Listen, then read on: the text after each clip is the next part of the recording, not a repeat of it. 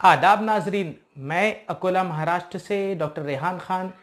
आज का मौजू है बापची। बापची, बाकूची, सोरेलिया कॉरिलीफोलिया और अवल गुजा बीज, इस किस्म से इसके नाम हैं।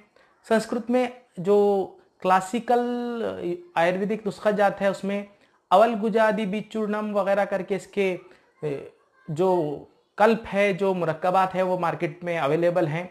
बहरहाल आज हम इस वीडियो को थोड़ा मुख्तसर सा रखेंगे और इसकी शनाख्त पर ज़्यादा तवज्जो दी जाएगी और इसकी जो बाकी की मालूमात है, मेरी ऐसी तवक्को है कि आप वो किताबों से हासिल कर लेंगे इंशाल्लाह।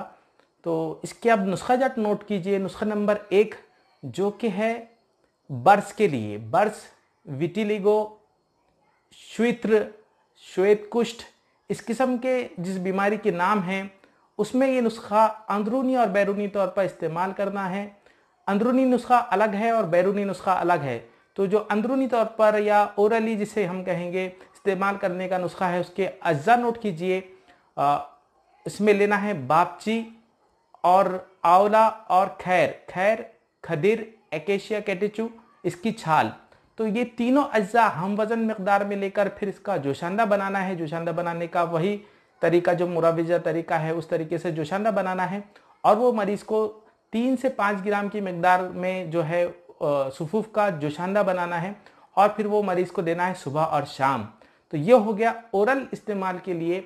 और इसका बैरूनी तौर पर यानी बाहर से या दाखिली तौर पर जो इस्तेमाल रहेगा उसमें जो एक बहुत मशहूर इसका जो मुरक्कब है वो लेना है। 2 ही इसके कंटेंट हैं। एक है बापची के जो बीज है उनका सुफूफ और उसमें हम वज़न मिकदार में मिलाना है हड़ताल वर्की। हड़ताल वर्की मुदब्बर चाहिए, शुद्ध चाहिए, वैसा मिलाना है और फिर उन दोनों को मिलाकर खूब खरल करके, अच्छी तरह से खरल करके उसका एक किस्म से पेस्ट बनाकर आप इसमें इसको जो स्टिकी बनाने के लिए इसमें आप तिल का तेल भी ऐड कर सकते हैं। और जो मुकाम मुतासिरा है, जहाँ पर विटिलिगो है, सफ़ेद दाग है, वहाँ पर इस को मरहम की तरह लगाना है। जाहिर सी बात है इस जो नुस्खा है इससे वहाँ पर आबले आते हैं। बाज़ औक़ात बापची को लगाकर या रोगन बापची लगाकर लोग जो सूरज है, जो गर्मी है, उसकी शुआओं में भी बैठने की तजवीज़ करते हैं। लेकिन ये जो नुस्खा है इसको आप दोनों ही तरीके से, या तो आप सूरज की रोशनी में बैठ के या घर में बैठ के भी लगा सकते हैं। इससे यकीनी तौर पर आबला आएगा, फिर वहाँ पर नई जिल्द आएगी।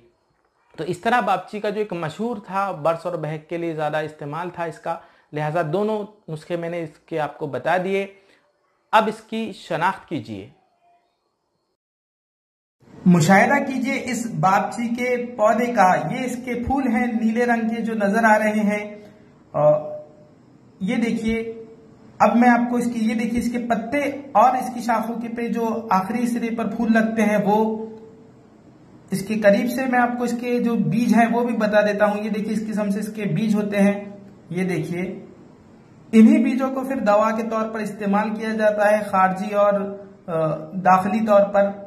इस तरह से ये देखिए, इन्हीं बीजों से एक मखसूस किस्म की बू आती है या खुशबू आती कहिए, इस किस्म से इसके बीज होते हैं जो दवान इस्तेमाल होते हैं। ये देखिए, ये इसके हरे बीज हैं जो कि अभी जिसे हम अनराइप कहेंगे, कच्चे बीज होते हैं। और ये इसके पत्ते नजर आ रहे हैं। मैं आपको इसे दूर से भी बता देता हूं।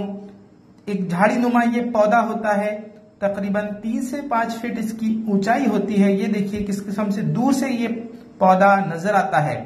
तो ये था बापची का पौधा जो आपने देखा।